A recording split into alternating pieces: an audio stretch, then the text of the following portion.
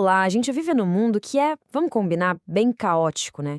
É informação pra todo lado, uma coisa acontecendo em cima da outra. E aí, como é que a gente consegue dar algum sentido pra tudo isso? É justamente essa a ideia por trás do sense making, ou construção de sentido. Hoje a gente vai mergulhar no trabalho do Carl Wake para entender como, a cada segundo, estamos ativamente criando a nossa própria realidade. Pois é, essa é a pergunta de US$ 1 milhão, né? Com tanta coisa acontecendo, tanta ambiguidade, como é que a gente se vira? Como toma uma decisão? A teoria do sense-making é tipo um mapa, um guia fascinante para a gente entender esse processo que, olha, todo mundo faz o tempo todo, tendo consciência disso ou não. Então, bora lá. O Carl Weick sacou que sense-making não é só entender as coisas, sabe? É um processo muito mais complexo, com características bem específicas. Ele mapeou 7 delas, e o legal é ver como elas se encaixam. A gente está falando de um processo que começa na nossa identidade, que é retrospectivo, que promulga ou cria o próprio ambiente, que é social, contínuo, focado em pistas e, no fim, busca o que é plausível. E olha que interessante, o ponto de partida para tudo isso é a gente mesmo. É algo bem pessoal. A construção de sentido não começa com o que está acontecendo lá fora, não. Começa aqui dentro. Começa com quem a gente acredita que é. A nossa identidade funciona como o primeiro grande filtro para o mundo.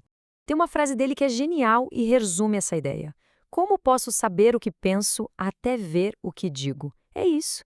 A gente tem mania de achar que primeiro a gente pensa e depois age, né? Mas muitas vezes é o contrário.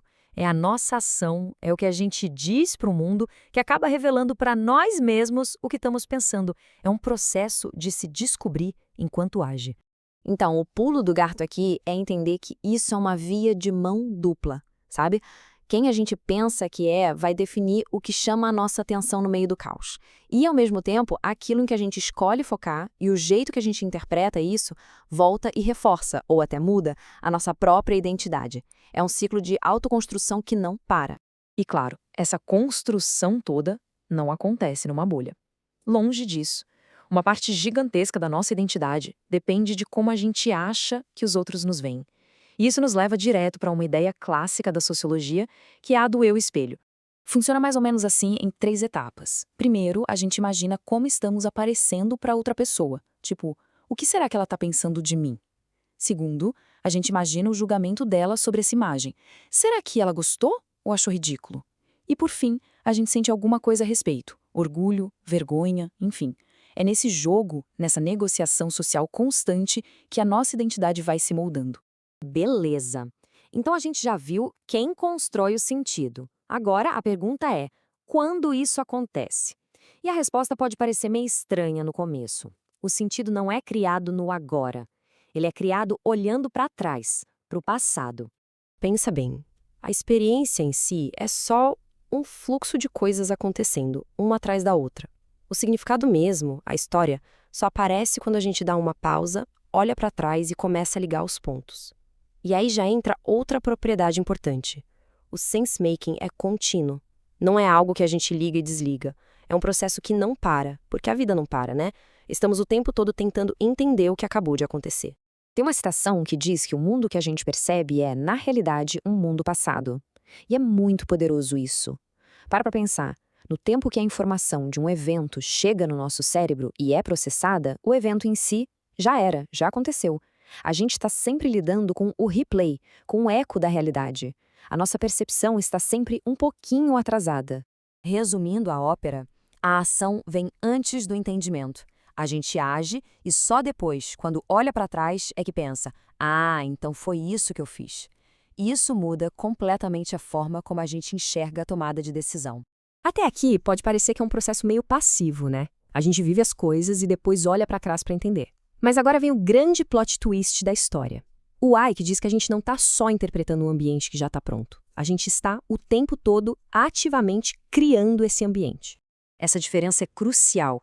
A palavra-chave que ele usa é promulgar. Não somos meros espectadores na plateia reagindo ao que acontece no palco. Não. São as nossas próprias ações, as nossas palavras, que colocam os atores e os objetos ali no palco. E só depois a gente olha e descobre o que está acontecendo.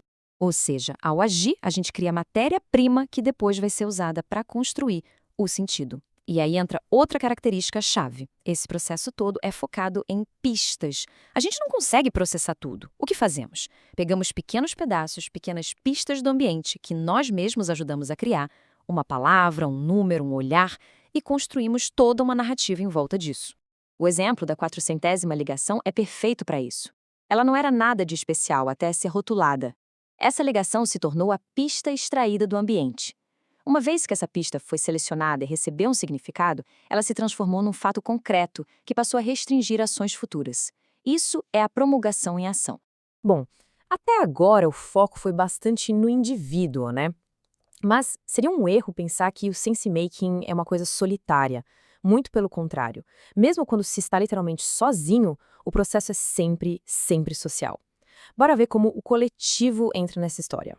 A chave está aqui. O sentido que a gente constrói nunca é 100% nosso.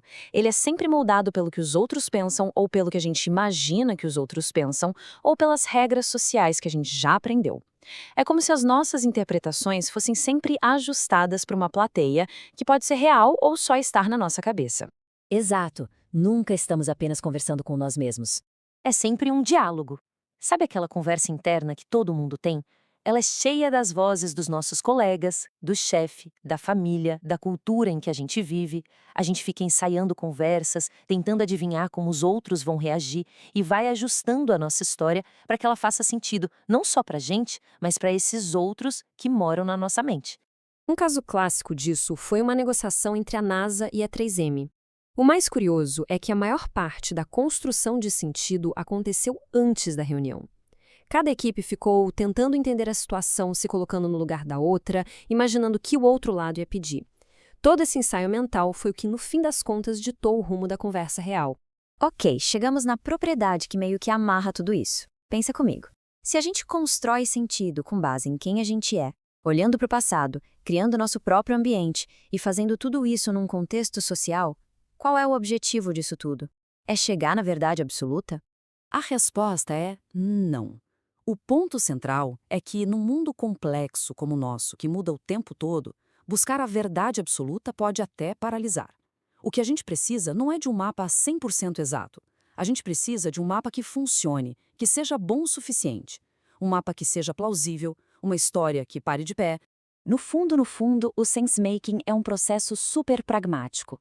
O teste para saber se uma história é boa não é se ela é um espelho perfeito da realidade. O teste é: essa história me dá um senso de coerência? Ela me permite agir? Ela me ajuda a seguir em frente?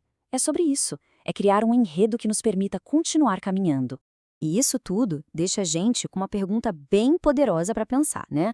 Se a realidade que a gente percebe é, na verdade, uma construção projetada para ser plausível e não perfeita, então, que história a gente está contando para a gente mesmo agora?